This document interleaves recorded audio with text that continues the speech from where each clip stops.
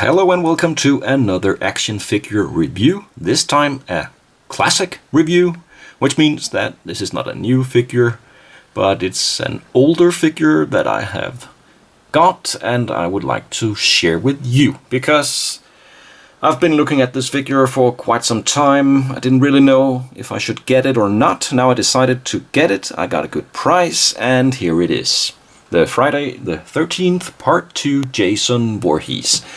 The only really version of Jason where he is not wearing his hockey mask, because he didn't get the mask yet. That is in Part 3.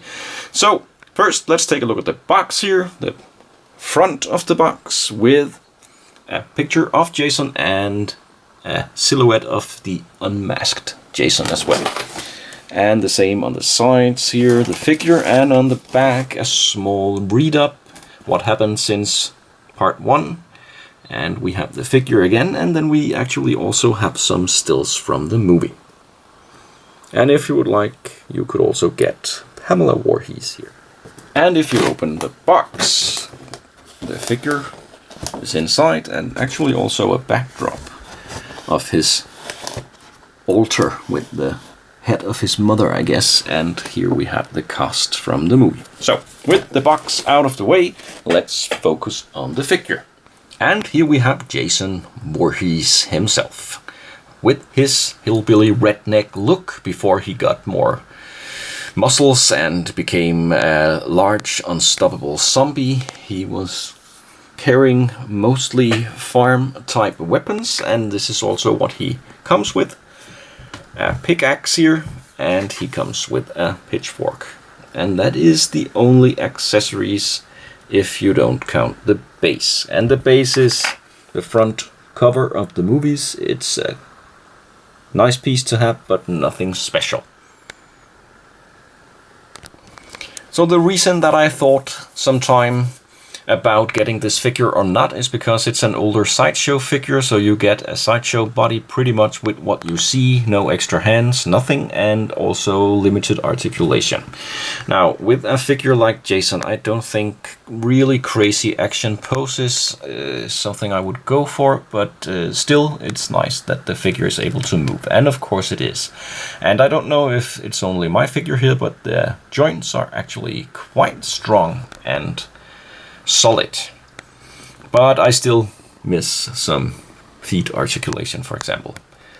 But looking at the figure, I think it's a pretty decent representation of Jason from the movie. I could weather him up a bit so he looks more dirty, but that could be next step. And I think I'm able to get him into the poses needed for a character like Jason. The articulation, well, Jason can look up and down to the sides. He can move his arms up pretty good, bent, single jointed, and also some hand articulation. He can turn, bend, forward and back. Well, split the legs. It's a bit hindered by his trousers, but not much. Double jointed knee articulation, and then the feet can rotate, but they cannot do more than that, sadly. So that's the only really complaint I have. Otherwise, I think the articulation is, as I said, good enough for a character like Jason. You only get these two hands, typically with the older Sideshow figures, so they have to hold the accessories, and they can. He can carry his pickaxe here, and it's a decent grip. And you can pose him, hold it with two hands as well, and the pitchfork, pitchfork too. Hold it with one hand, even though it's a very loose grip. And that is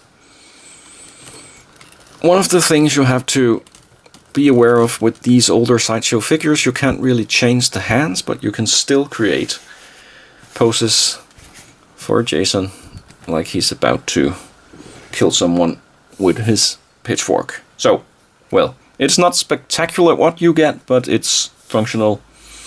And if you can find this figure around $50-60 or so, I think it's actually worth it. He looks a bit skinny next to some of the newer Jason figures, but I still think he has quite a good presence. I took this figure outside in the forest a few days ago, and it actually looks quite cool. I think there is something eerie about his mask here, or his sack.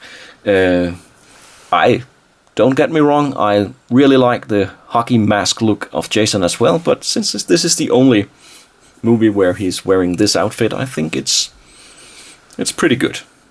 But let's try to remove his mask and see what's behind. And here we have the unmasked Jason.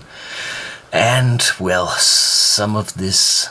a part of this head sculpt is actually decent, but I really don't like the way they've done the beard, and he doesn't really have the long hair that he has in the movie. But then again, it's cool enough that Sideshow decided to do an unmasked head sculpt. I could never dream of displaying him like this, so I'm going to put the mask sack back on. For now, I'll leave you with my opinion about this figure, and then I'll sum up this review.